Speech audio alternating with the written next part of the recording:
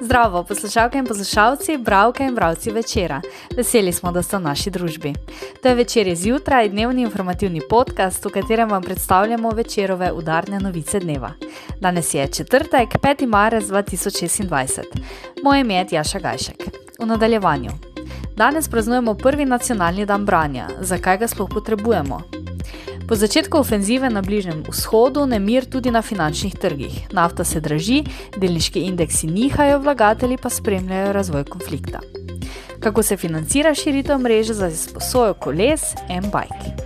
Naročite se na podcast, da boste obveščeni ob izdaji naslednje epizode.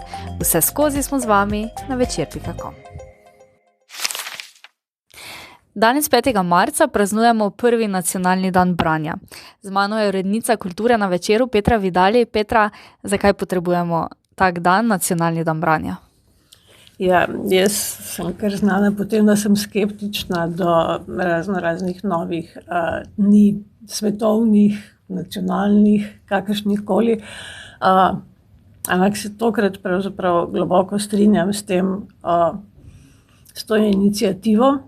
Vem, da imamo že seveda kmalu bo svetovni dan poezije, kaj ne, da pa potem bo aprila je svetovni dan knjige. Ampak ob teh dnevih včasih pozabljamo, kaj je pravzaprav bil prvotni namen, tako kot se ob dnevih knjige z vsemi prireditvami in z vsem tem pravzaprav pozablja, da je namen dneva knjige v tem, da naj bi človek takrat kupil kako knjigo, je mogoče podaril. Se mi zdi, da je neka inicijativa, ki poskuša spodbujati branje, da je v tem času zelo, da je nujna. Pa saj že ne vem, odkar so te reči spremljam, govorimo o krizi branja, ampak dejstvo je, da pač podatki to potrjujejo in da se stanje zelo rapidno slabša. Ne? Zdaj, po raziskavah zadnjih let, vsekakor manj kot, se pravi, približno polovica Slovencev ne prebere niti ene knjige na leto. Ne? Bi rekli, bo marsikdo rekel ja, ampak v bistvu število izposoj v knjižnicah se vseeno veča. Tako je, da ponavadi smo se tako tolažili z dejstvom, da je veliko teh, ki preberejo veliko knjig, se pravi pa, ne? Ampak tudi ta številka se manjša. Zadnji podatek je samo 13% ljudi v Sloveniji prebere več kot 10 knjig na leto. To so podatki, ki se mi zdijo precej strašljivi. In seveda, kako je z mladimi in z otroki, tudi ravno sem nekje prebrala te dni en naslov, da mladi ne berejo manj, ampak berejo drugače.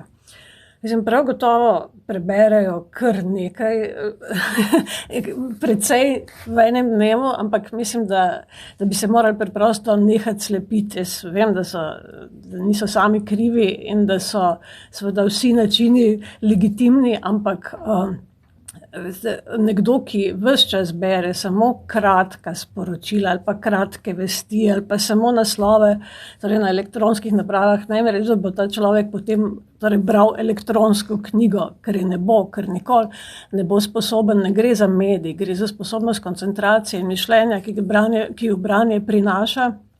In preprosto jaz ne verjamem, da lahko nekdo, ki bere samo takšne reči, kadarkoli zmore koncentracijo, domišljijo, toliko misli za to, da bi prebral knjigo.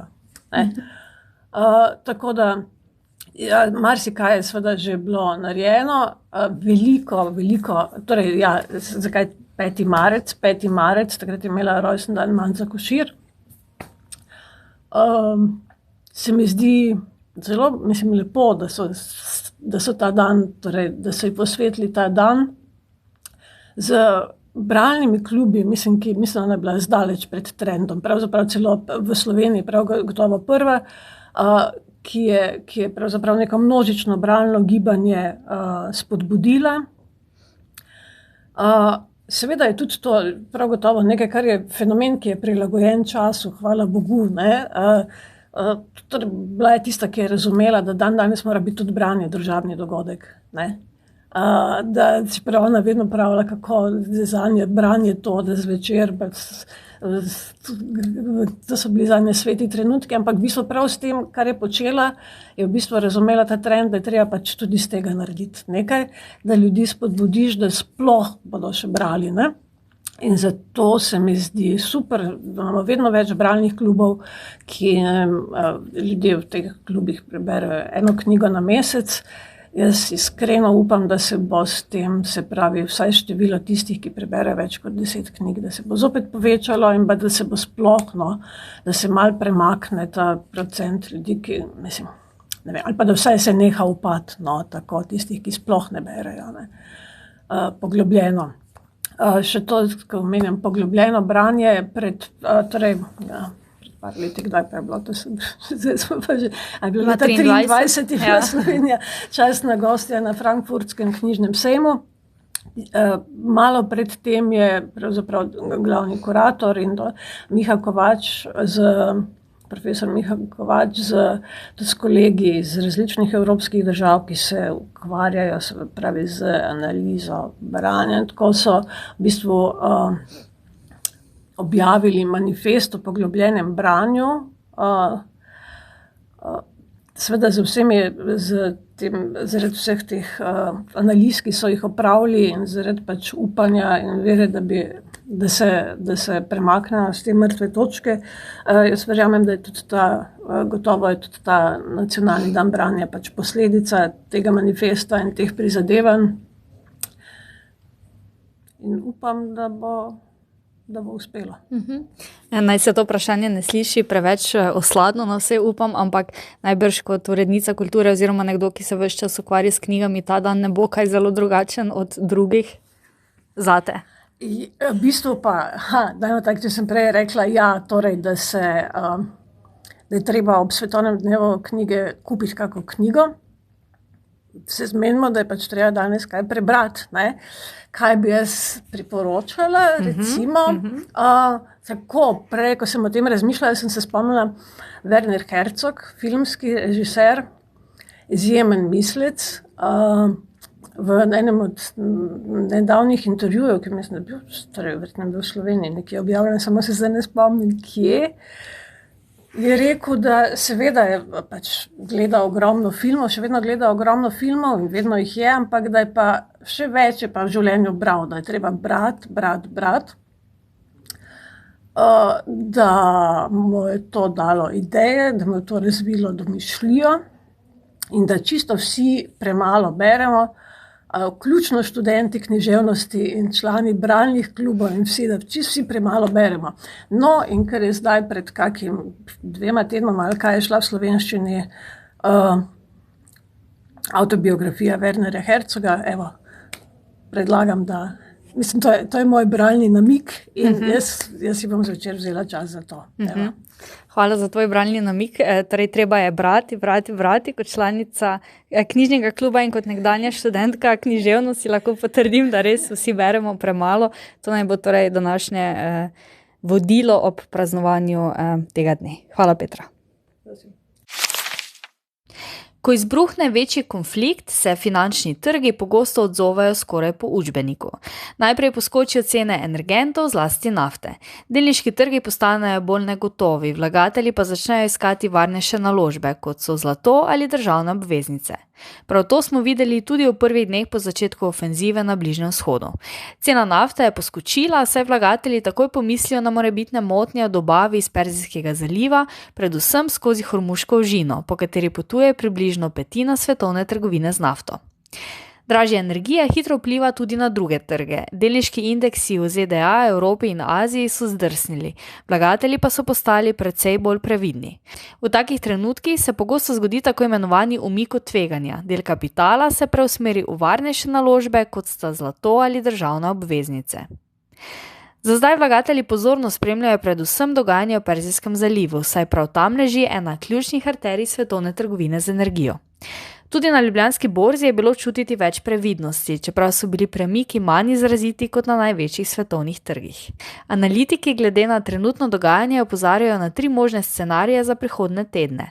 Če bi se napetosti v regiji hitro zmanjšale, bi se lahko cene nafte stabilizirale, delniški trgi pa bi del izgub postopoma nadoknadili.